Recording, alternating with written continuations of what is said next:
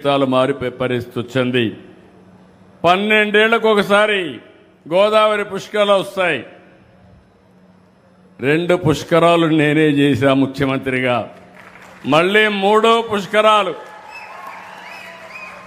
మళ్ళీ రాబోయే సంవత్సరం గోదావరి పుష్కరాలు అత్యంత వైభవంగా చేసే బాధ్యత ఈ ప్రభుత్వం తీసుకుంటుందని చెప్పి నేను మీకు అందరికీ తెలియజేస్తున్నా.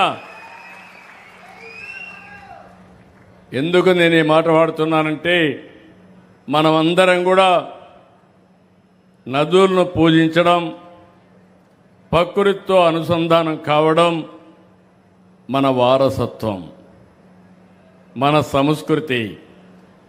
అలాంటిది మొట్టమొదటిసారిగా నిర్వహించినప్పుడు ఘనంగా ఎక్కడికక్కడ ఘాట్లన్నీ కట్టాం.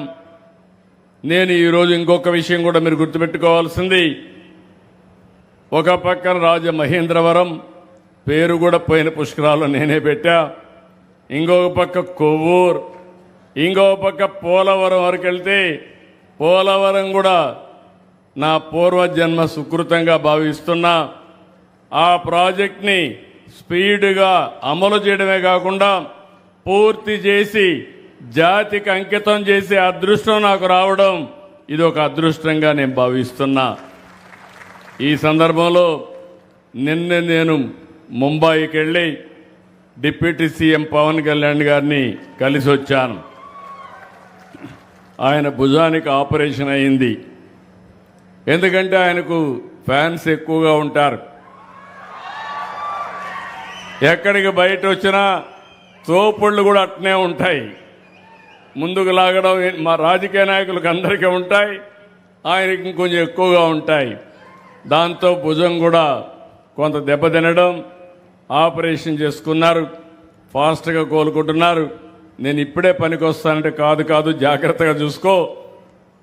రాజకీయం ముఖ్యం, అదే సమయంలో ఆరోగ్యం కూడా ముఖ్యం. ఆరోగ్యం బాగుంటే ఇంకా బాగా పనిచేసే అవకాశం వస్తుందని చెప్పాను. తొందరలోనే ఇంకా ఒక 3 రోజులు అక్కడే ఉండాలి. తొందరలో వస్తాడు. ఆయన, నేను, నరేంద్ర మోడీ గారు ఒకటే ఆలోచిస్తున్నాం. నరేంద్ర మోడీ గారు ప్రధానమంత్రిగా 2047కు భారతదేశాన్ని వికసిత్ భారత్గా తయారు చేయాలనేది లక్ష్యం. నేను, పవన్ కళ్యాణ్ గారు 2047కి స్వర్ణ ఆంధ్రప్రదేశ్గా తయారు చేయాలనేది మా లక్ష్యం. అందుకే 36 ప్రాజెక్టుల్ని పూర్తి చేస్తున్నాం. నాకెప్పుడు కూడా గోదావరి జిల్లాలంటే ఇప్పుడే కాదు, మొదటి నుంచి కూడా నా రాజకీయ జీవితంలో గోదావరి జిల్లాలు ఎప్పుడు కూడా నన్ను ఆశీర్వదించాయి. ఎంత నమ్మకం అంటే, ఒకప్పుడు తూర్పు గోదావరి జిల్లా సమైక్య జిల్లా, హరికేన్ తుఫాన్ వచ్చింది, 10 రోజులు ఇక్కడే ఉన్నా. మళ్ళీ పునరావాసం కల్పించి మిమ్మల్ని అందరినీ బాగా చేసిన తర్వాతనే తిరిగి హైదరాబాద్ సెక్రటరియట్కి వెళ్ళాను.